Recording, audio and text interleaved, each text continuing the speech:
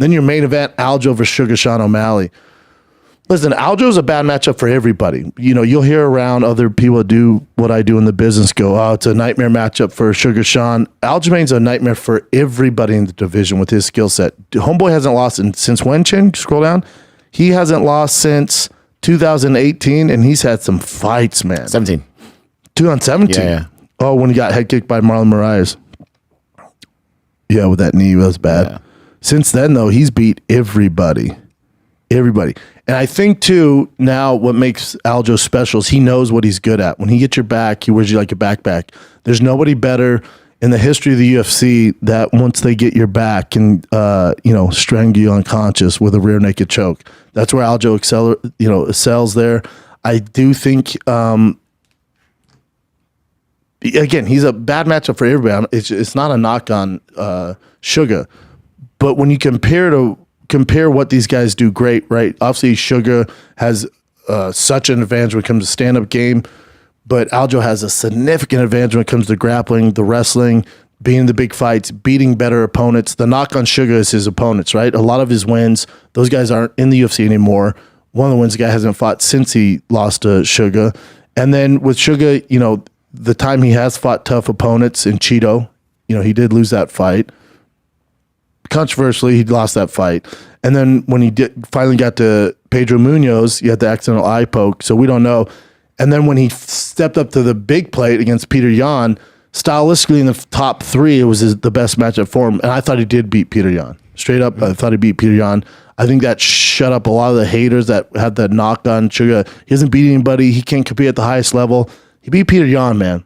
And when it was prime Peter Yan, like he beat a damn good Peter Yan. Peter hasn't been the same since.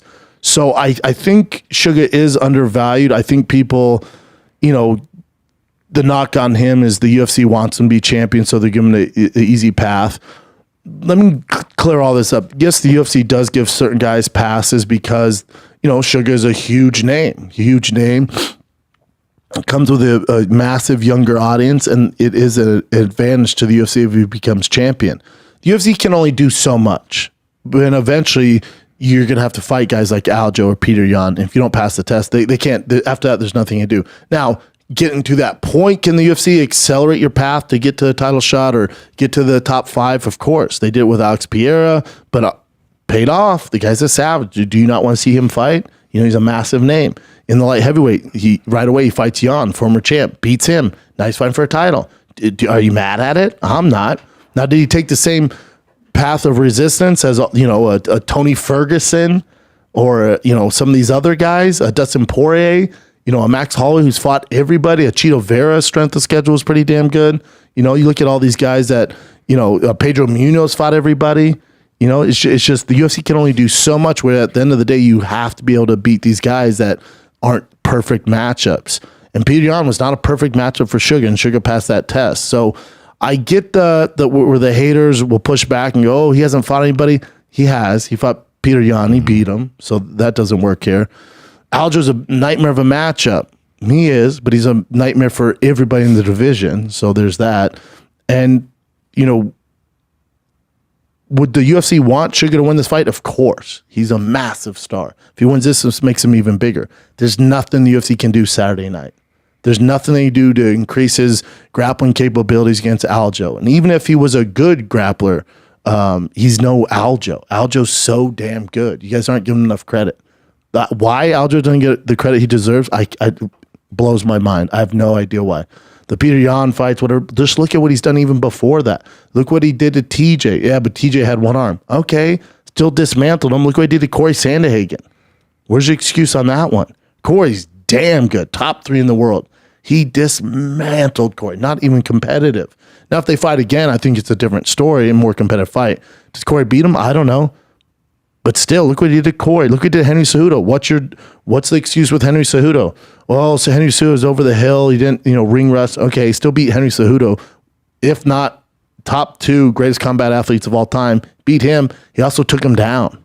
That's how freaking good Aljo is at grappling. His wrestling's good. His jiu-jitsu is phenomenal. His striking could definitely use some work, and I think that's why people try to lean towards Sugar here. But I think if Sugar brings his A game, Aljo brings his A game, Aljo's going to win that fight 9 times out of 10 because of the way the rules are set up, because of the way the sport is set up.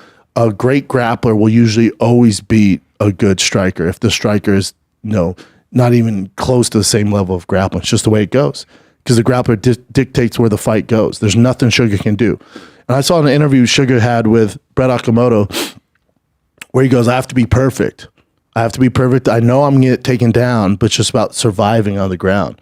When I heard that when him say survive, I'm like, oh, I don't like that. I don't like that. I don't think you can survive on the ground with Aljo. I think it's only a matter of time for he gets you down. Now, it's different against a guy like Henry Cejudo, who has a great wrestling background, great wrestling base, and get back to his feet. And then Aljo can, mix up the strike and secure the takedowns. With Sugar, it's going to be tough for him to just survive down there. I don't like that word survive.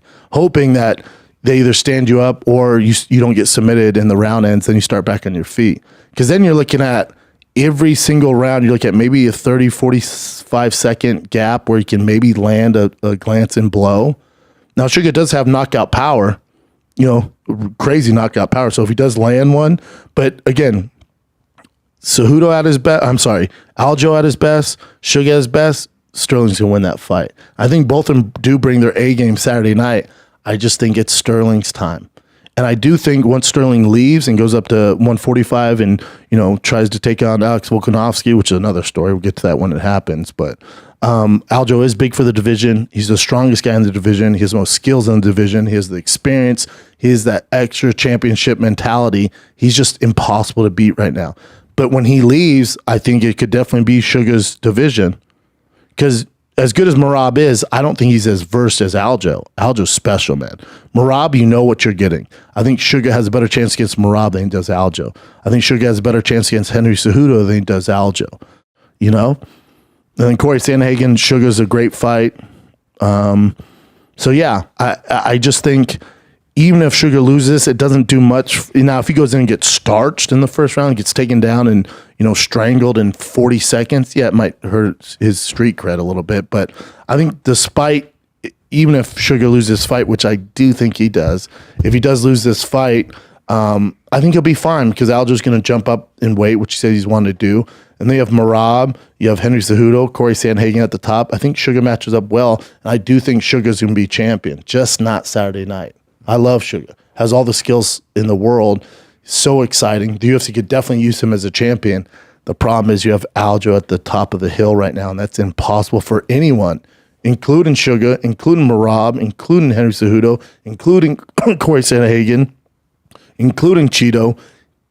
Sterling's just that damn good. You got to give him his flowers, man. He's that damn good. So, tough night in the office for not just Sugar. It's not a knock on Sugar, but for anyone in that division. It's going to be tough for Sean to get done unless, and I hate when people say lucky punch or lucky knee. There's no luck. That guy trains his ass off. But if Aljo takes his eye off the prize for 1 second, which he usually doesn't, but if he does, Sugar put his lights out. And you're betting on that. I'm not going to put money on that. But I like both guys, but I just think Aljo's that damn good. I'll take Aljo for this one.